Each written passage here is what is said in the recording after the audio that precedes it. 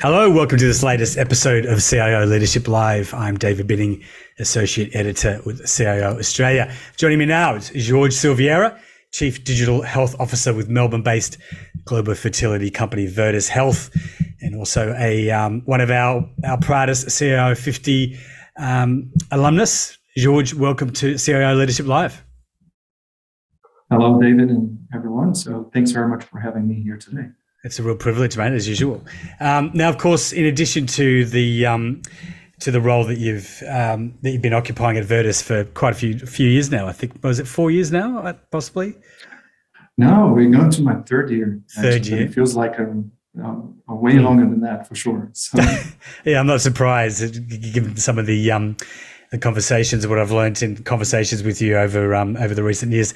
Of course, you've also held a number of senior technology roles within the Victorian health sector, and these experiences, as I understand and as I've written about, and our CIO audience have read about, these experiences have helped to inform what you've referred to as your digital healthcare principles. Now, I thought we'd maybe start with you elaborating on what those are. Thanks very much, David. I get this question quite a lot. Everything I do is always based on principles, and some people love them, some don't. But I'll elaborate what those principles are. And there's two in particular that's very important when you're working through digital strategies that can deliver meaningful transformation and long-term sustainable transformation. So one is obviously why we do digital transformation and digital strategies is to be able to change the status quo, to be able to implement new behaviors that will improve what we're doing today. So we always kind of bettering ourselves for tomorrow. So that first principle is around the exception. So it's treating things by exception. And how does that translate into operations is, I'll give an example. Everyone go to work to perform some sort of a service, and that service is tracked as a new status, for example, or in progress, or completed, or delayed, etc. So if we track the items that are soon to be late or delayed or in progress, and do not focus as much on the things that are going well, we of course keep on helicopter view on those things, and if you apply a traffic light sort of a principle to it, is we look into things that are by exception. A clear example of this is, especially in healthcare, is there's a lot of checklists around. So there's a lot of checklists that people go in, perform, let's say 10 checks against a particular service or activity that they're performing. And if you have, for example, 10 different patients or personal records that you need to conduct that checklist against, you're going to times it by 10 is 100 inspections that you need to do, checks that you need to do. And I'm just going to give a very, very simple example in terms of timing. If each one of those consume about 1 minute to be completed, so you're talking about 100 minutes to complete them. By exception, the principle by exception is looking to the things that are in red, or they are already late, or they're in a situation you need to have attention to them, or things that are approaching a certain threshold, instead of looking into the greens, the things that are going well. And you notice that once you apply that principle and you have designed your strategy around improving the workflows, you're going to probably look into 20 to 30% out of the 100. So if you're looking into 20, 30%, say worst case scenario, there's say 30% of 100 is 30 minutes. So it's 30 activities, 30 checks, 30 minutes. What do you do with the 70 minutes? I'm sure that healthcare professionals could use those 70 minutes to something else, as the system is absolutely under pressure. Yeah. Well, sorry, go on. Yeah, no, that's fine. So that was the basically working by exception and focusing on what's required and what matters at that point. So it doesn't mean that you not checking all the other things, but if they're going well, you have the helicopter view around, are they going well, and then you can tackle the most important things that are time critical. Yeah, it's really interesting. I mean, there's been a hell of a lot written about, and a lot of conversations about the deployment of advanced digital technologies in healthcare for quite some time, but obviously particularly since the onset of the pandemic, but more in the context of kind of frontline healthcare. I'm sure most of our readers would agree, that our viewers would agree, that there's not been as much discussion in the fertility space, which is of course an enormous growth area, incredibly important, and particularly for those couples that have, that are vested in it and have invested and paid for, for these sort of treatments that Virtus is providing. Let's talk a little bit about how you and your team are using artificial intelligence and other digital technologies to help improve these fertility outcomes, because as I've just explained, it's incredibly interesting, incredibly important, of course, for those couples that are invested in it. Yes, absolutely. So fertility is a very sensitive topic, as you mentioned, David. It touches everyone's bodies, hearts, and minds. Just put that way. And what we are doing at Virtus is obviously a lot of people heard of our precision fertility digital platform for the group. And one of the key items within this platform feature is the ability to integrate with decision support systems or augment with services that would improve data and decision-making throughout the process. Every person is different. Every egg provider or sperm provider and surrogate or pregnancy carrier are different. So they have different biology, and therefore one treatment doesn't fit all. And once embryos are created, and I speak very openly about, because just like natural language now, is once the embryos are created, so they are also different from each other. So they may have, anything between 0, put that way, in unfortunate cases, to many embryos being created, to more than 10. And how do we select these embryos that will provide the best chance of being transferred back into the pregnancy carrier? And how do we do the selection of these embryos? Obviously, there's a lot of expertise around the group, the Virtus group, around the world, that's highly capable of making these determinations. However, what Virtus has done is also implemented an artificial intelligence process, part of the treatment and embryo selection, that provides the clinicians with the ability to have a look and see what the scoring is for that particular embryo. How is that done?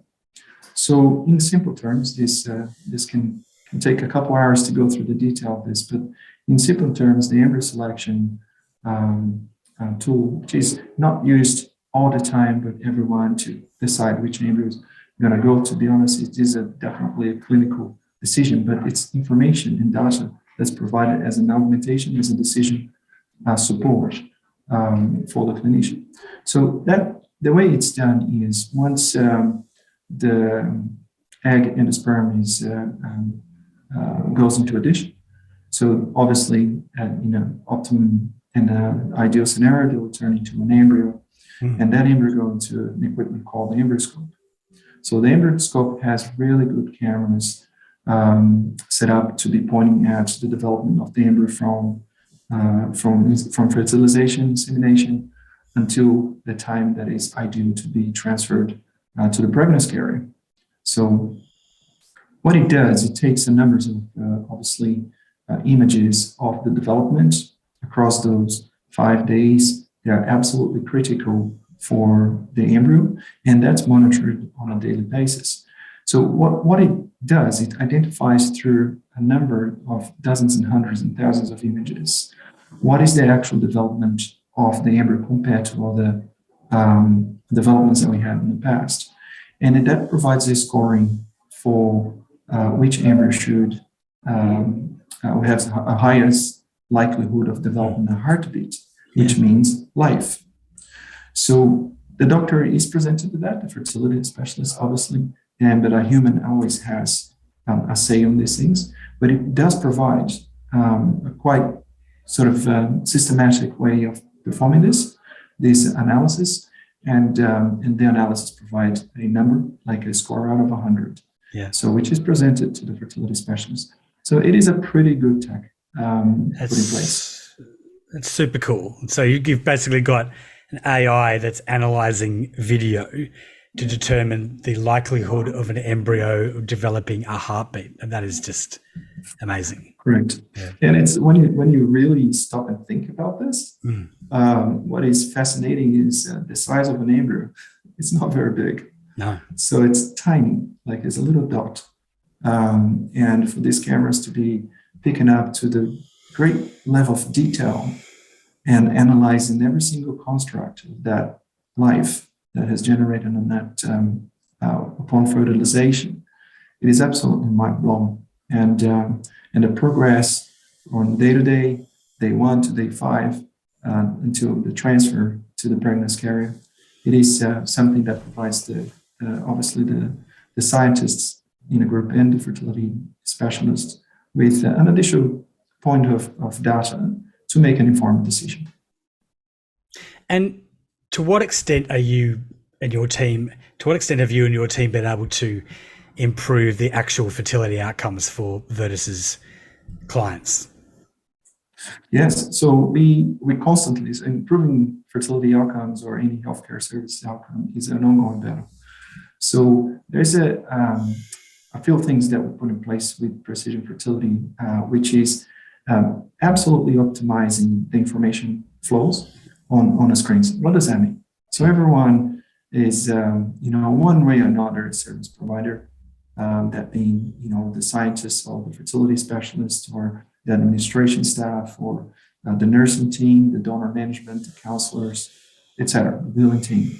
So by decomplicating or simplifying information flows and data visualization across the process, the service that we are delivering, we can minimize errors or have more embedded understanding of the service we are providing. So in the Precision Fertility platform, we have what we call the cards, which are pretty much real-time analytics for a particular service and a patient or a healthcare consumer or a client. It depends what service they're consuming. And that is very personalized for that individual. So what these cards do, they're very flexible and very powerful.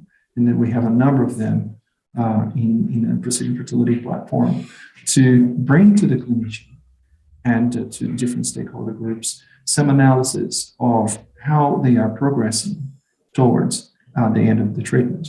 And if there are any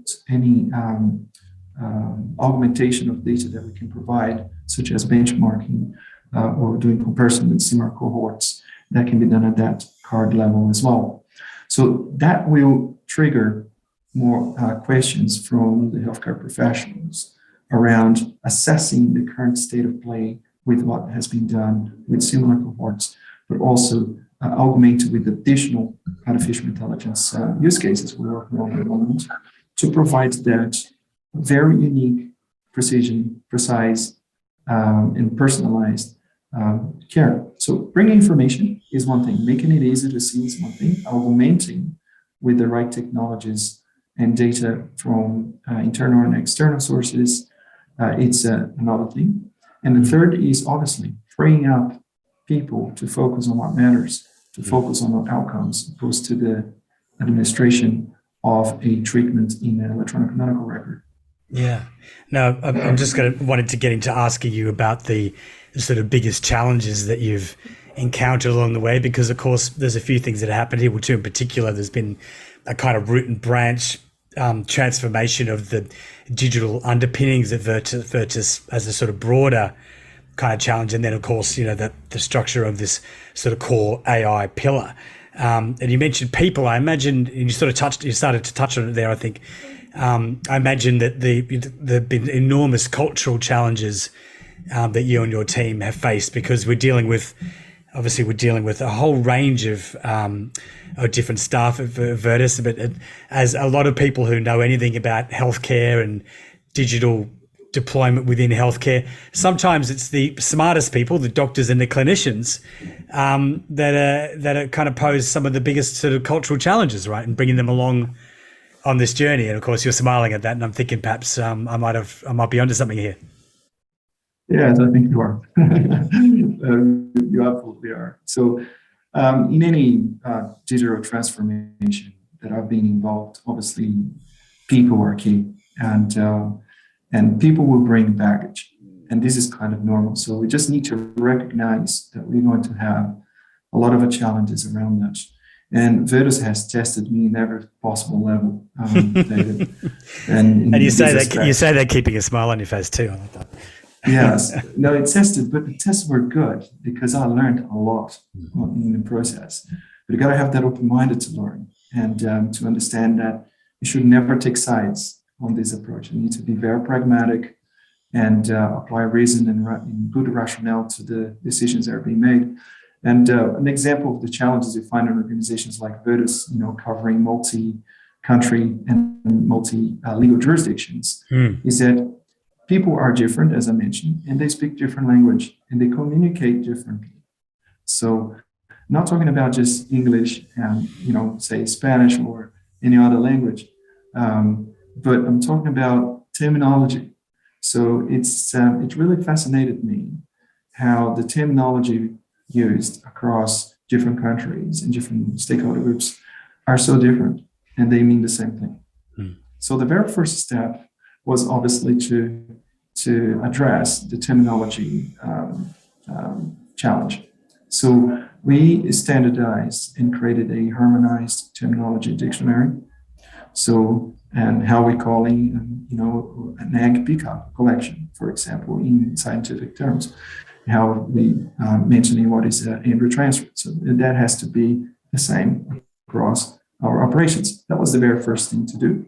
And I had a lot of support from the clinical and non-clinical staff in this journey, so which was great. But creating a terminology dictionary was absolutely imperative to ensure that we were referring to the same things. So in other words, double quotes, are we speaking the same language here? And okay, now we can have a conversation. We progress to that second step. Otherwise it's disappointment for everybody. So we progress into the next step, which was great. And then we fall into practices.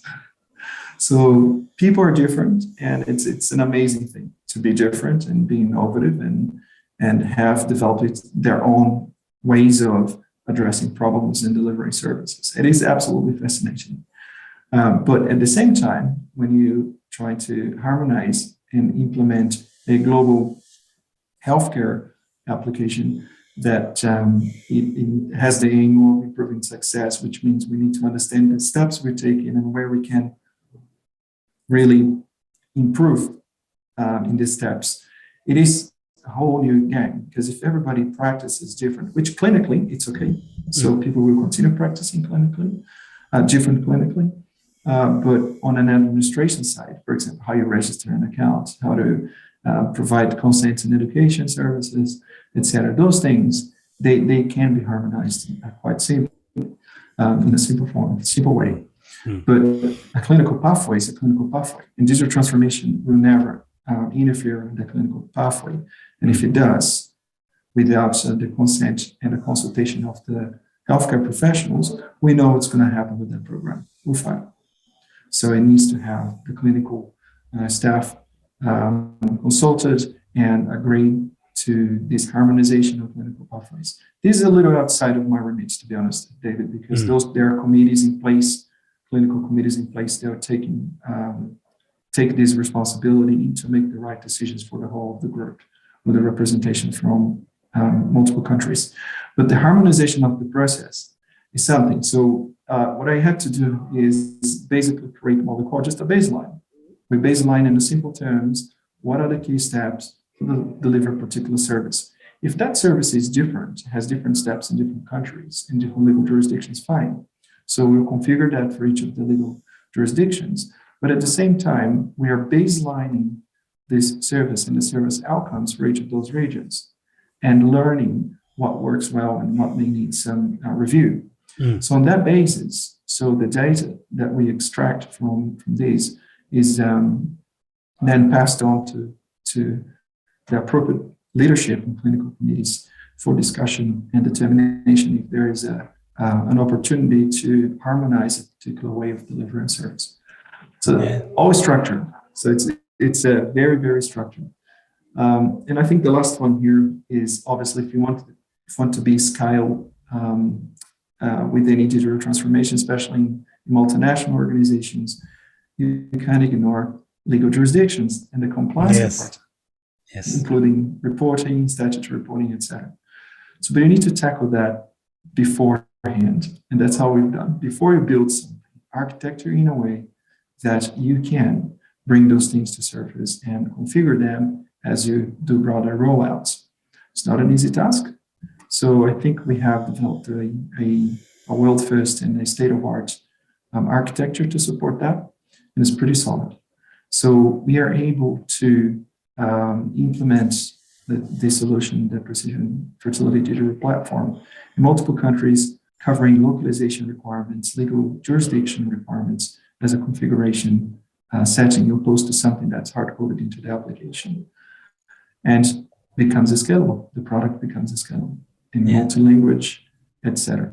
So dealing with those problems up front and recognizing they can absolutely bankrupt your project is a key thing that I recommend any senior technology leader to consider.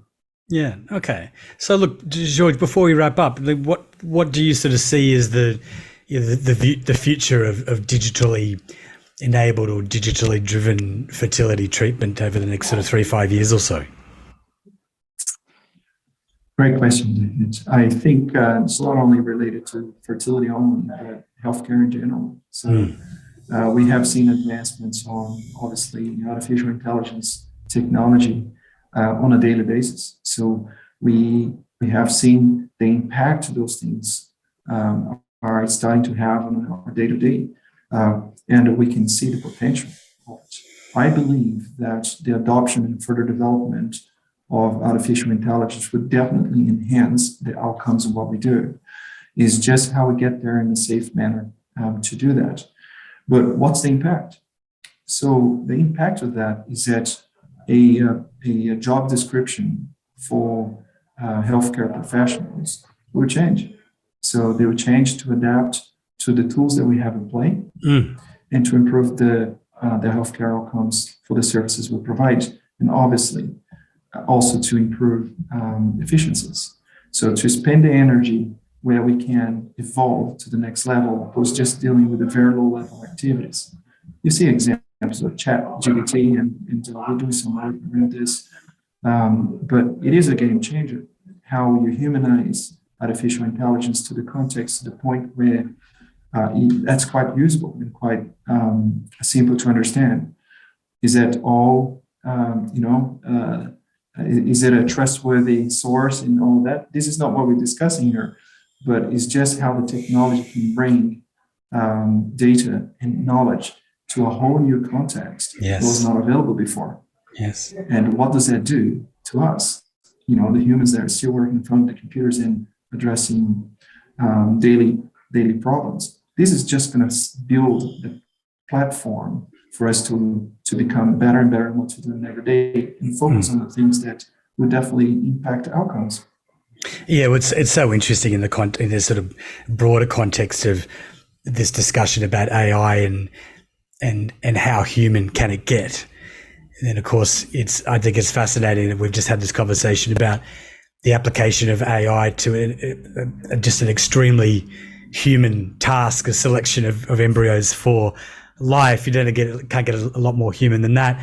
And also, George, I just have to say, being a little bit cute, I can understand why you're hoping for far more digitally savvy senior clinical professions in the years to come. I wonder whether that might be just a little bit of wishful thinking, but we'll see where we're at. George Silveira, Chief Digital Health Officer with Virtus Health, thanks so much for joining us on CIO Leadership Live. Thank you very much, David, and CIO Australia.